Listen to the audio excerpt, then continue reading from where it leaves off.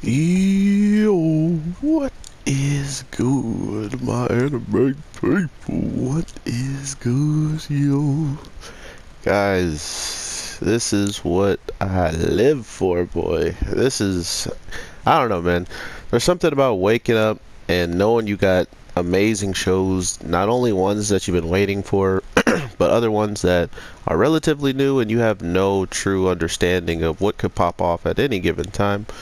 So to see this, I am truly, truly happy to watch all these shows and enjoy my day. So I hope you guys are already having an amazing day. Let's get right into Danmachi. We are going to have a war. We want war. My God, like regardless of whatever we try to do in this show, it always seems that there's something relatively getting in Bell's way of just not, you know, not seeing things at first, but then now that he's getting to see it, how, people treat others and how they're going to continue to treat others, I'm pretty sure he's in a good position now to understand what people are trying to warn him of, what people are putting in his mind of, if you make this move, if you attack these people, there's a real good chance you lose. There's a real good chance you don't, win this. Not to mention, the last war you were just in, it had the implications of your goddess literally leaving, the town. I mean, sure, maybe Belle didn't even know about, like, the true rules until, or not rules, but the conditions until the end, like when they ended up getting the house and they're like, oh, what is this for, so he probably didn't even know that that was a possibility. So that's also something that, you really kind of just start thinking about. You're like, my God, these guys were really ready to just, end all be all on these people. So I'm not surprised that when it came down to all this, when they started to give us more information on why, these people have such powerful influence throughout the night, the pleasure night and all that, whatever, it's clear that after this fiasco of them getting their information leaked and having people, like straight up come out and say, these people are cheating and their guild is not as high level as they're saying it is and stuff like that.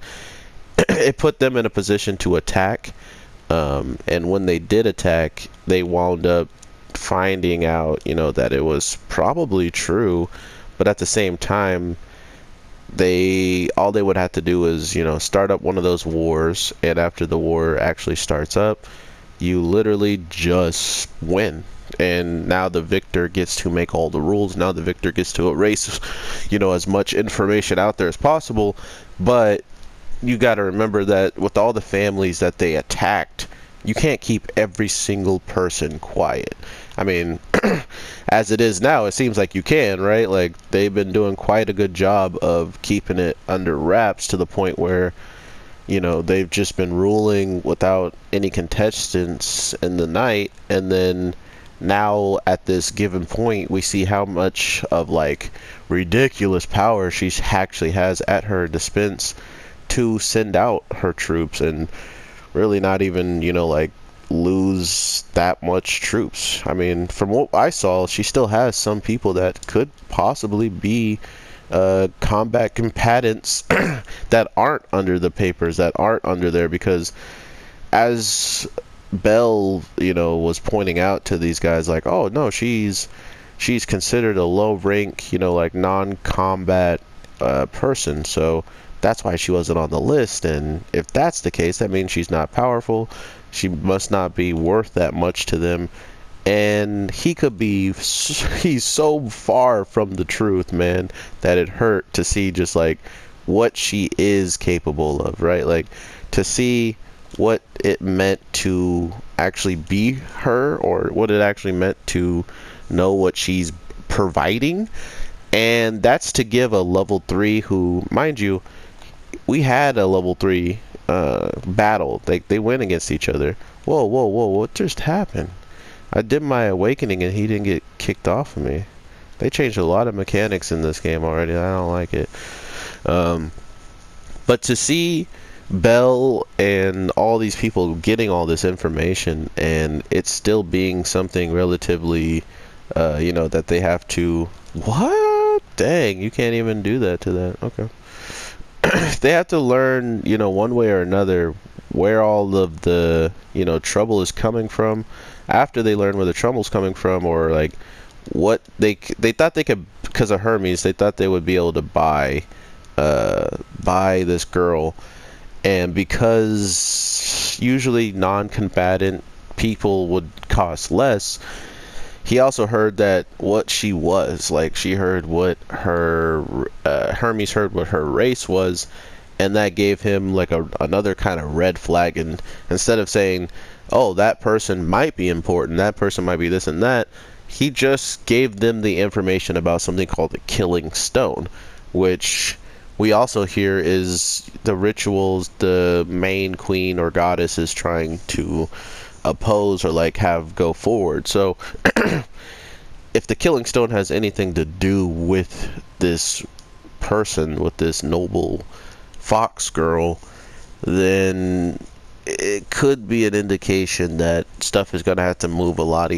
even quicker now, because if they're going to do some ritual that might like harm her or might change her in some type of way, we definitely want to snuff it out as quickly as possible. Oh my god, her attack's curved now. Oh, okay. Got it. But overall, I think the show is getting relatively another big moment again, and I love the speed of which it's going, but at the same time, it hurts knowing it's only, 12 episodes this season. I hope that now that they've seen what people have actually, like wanted in this show, like as soon as the show came out, we were all on it, talking about it, making stuff on it. Hopefully they see that and be like, okay, yeah, well, let's get these guys that third season. We got enough content. Then we could take it a little bit slower if there is more to be, to come out in the source material or something like along those lines, which I might look into, see how much there really is. But I just don't want to be spoiled. That's my only problem.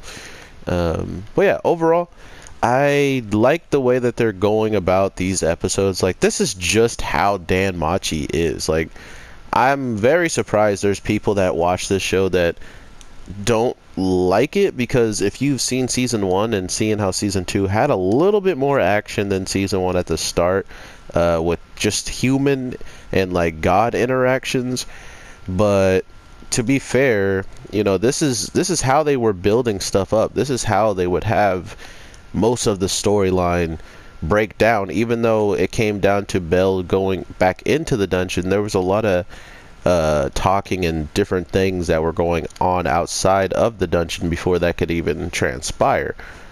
So for everybody that doesn't like this type of like storytelling, or like the parts of this part of it where we're learning all of these different things from different people to find out what can be done, and not only what can be done or what can be bypassed, like what are some weird rules that they can get a loophole behind and try to outright beat it. So I don't know, I'm really interested in this series as a whole, like I've been telling y'all. But not only that, I just want to have a good show. I want to see great things happen in a show that has a kid that's more timid than anybody.